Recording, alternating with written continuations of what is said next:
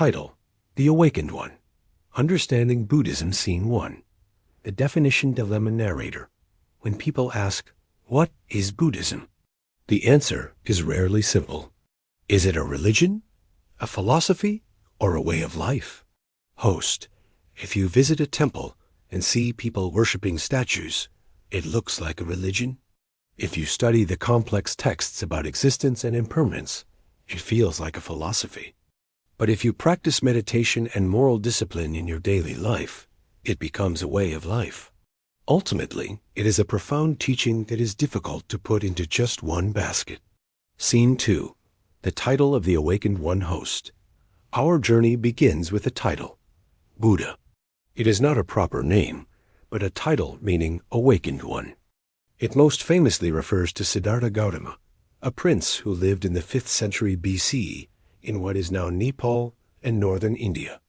Narrator: legend says he abandoned a life of luxury to solve the problem of dukkha, a term meaning suffering, stress, or not being at ease.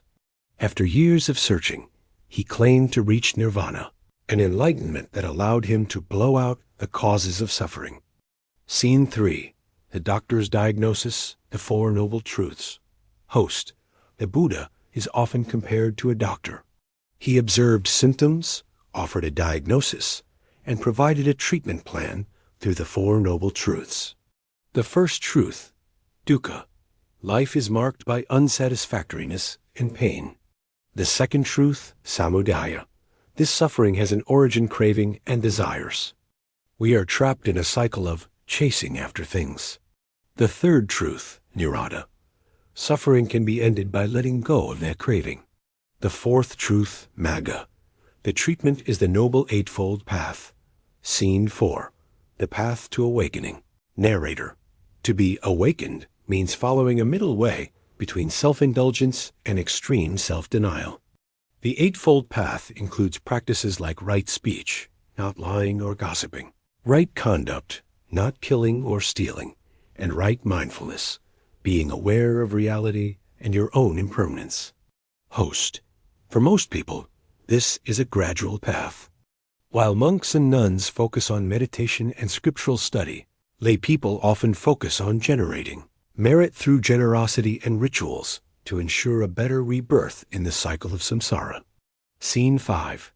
Diversity in tradition. Narrator: over 2,500 years, the Awakened One's teachings have evolved into 3 major traditions.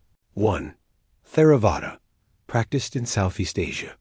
It views the Buddha as a human teacher and emphasizes the oldest records of his teachings. 2.